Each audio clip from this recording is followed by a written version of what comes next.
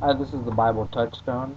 I was continuing my response against the age of accountability theology proposed by a YouTuber, Jesse. And one of the things he appealed, this is part 2, I mentioned that he appealed to Isaiah chapter 7, verses 14 and 16.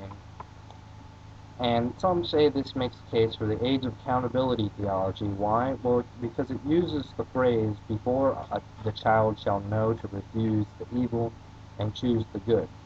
So they imperiously posit that the Bible affirms that children do not inherently possess the knowledge of good and evil, and they shouldn't be held accountable. Well, it does say that they didn't hold that or that one child, a specific child, didn't hold that capacity until a certain time. But it cannot be inferred from this that they're not accountable based on this. It has nothing to do with accountability. That's not in the central theme. The text says, "Therefore the Lord himself shall give you a sign. Behold, a virgin shall conceive and bear a son, and shall call his name Emmanuel. Butter and honey shall he eat, and he may know to refuse the evil and choose the good. But before the child should know to refuse the evil and choose the good, the land that thou abhorrest shall be forsaken of both her kings." So what are the kings here? What's the land talking about here? What is the general context of this? Well, it shouldn't be isolated from its general context of Isaiah, firstly, but also the integral scripture. The historical significance is quite important. It's within the context of the Syro-Ephraimite War, and the thing here is that the king of the empire of Syria and the northern kingdom, Pekah, the king of Israel, they wanted to make an alliance to protect themselves against the threat of Assyria. Now, Ahaz, the king of the southern kingdom, Judah, he wanted to, he was being pressured by the northern rebellion, the northern alliance, Israel, and also Syria, to join them. And if not, then they would be, um, then they would use their military force to capture Judah. Well, God appears to Ahaz, and he says, "Don't worry about this northern threat. I'll take care of them for you, and I'll show you a sign that will assure you that this will be true. That rebellion won't hurt you by a certain time." And Ahaz, instead, he seeks, against the command of the Lord, to make an alliance with Assyria themselves. And this actually leads to the downfall of Judah. So God promises that the northern alliance which threatened Judah, that they would all be taken care of if only Ahaz would just have faith in the Lord and not seek any foreign alliance, especially with Assyria. But if he chose to disobey that commandment, then the sign would have special significance in that it would also show his downfall. So it was a sign of promise, but also admonishment.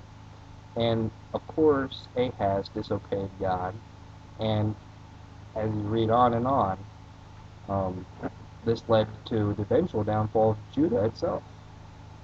So there's also an apocalyptic realization here, because Isaiah's son was this Emmanuel, and this was in a prophetic anticipation, a type or shadow of Christ.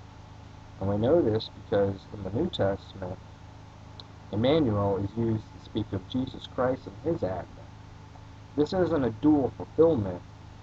All it was the first century event, or the events of Isaiah's day, and his son, which was a first assigned to Ahaz, had a grander central theme, an apocalyptic one that anticipated the Messiah.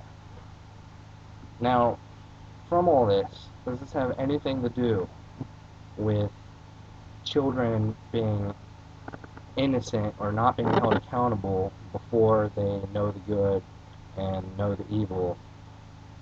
It actually has nothing to do with that. Also, Jesse the YouTuber, he appeals to Deuteronomy 1, which is really Numbers 14:20 to 39, which parallels with Deuteronomy 1:34 and 39. It's a recapitulation. And the Israelites were wandering in the wilderness and waiting to reach arrival in the promised land of Canaan, but they were all committing evil, so God punished them for their evil by excluding many of them from entering into the promised land.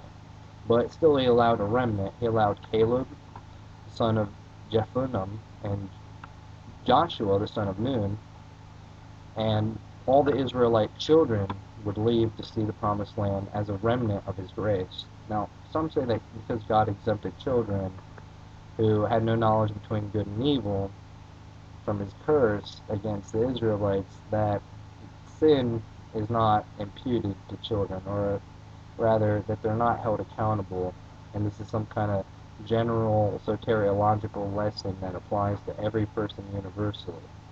This cannot be inferred from this particular text.